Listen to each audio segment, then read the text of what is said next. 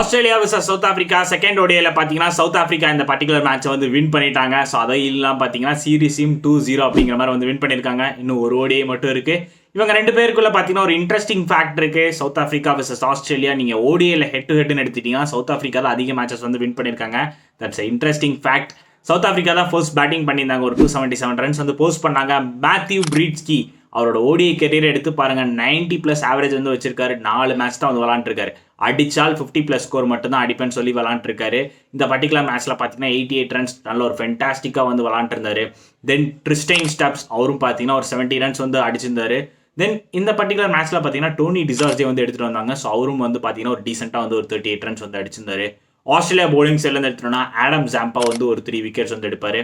Australia இந்த particular டார்கெட்டை chase பண்ணுறப்ப பார்த்தீங்கன்னா இனிஷியலாக அவங்களோட ஓப்பனர்ஸும் வந்து ஸ்ட்ரகிள் ஆனாங்க. ஜாஷ் இங்கிலீஷ் அவர் ஒருத்தர் மட்டும் பார்த்தீங்கன்னா தனியாக வந்து ஒரு 80+ வந்து அடிச்சிருந்தாங்க. இருந்தாலும் அந்த டார்கெட் ரொம்ப வந்து ஃபாராக இருந்தது. ஸோ அவங்களால வந்து சேஸ் பண்ண முடியல. லுங்கி நெகிடி ஒரு ஃபென்டாஸ்டிக்கான ஒரு மேட்ச் வினிங் 5-4 வந்து எடுத்திருந்தாரு. ஸோ ஓவரால் சவுத் ஆஃப்ரிக்கா இந்த பர்டிகுலர் மேட்சை வந்து கம்ஃபர்டபுளாக வின் பண்ணி சீரீஸையும் வந்து சீல் பண்ணிட்டாங்க சவுத் ஆஃப்ரிக்கா.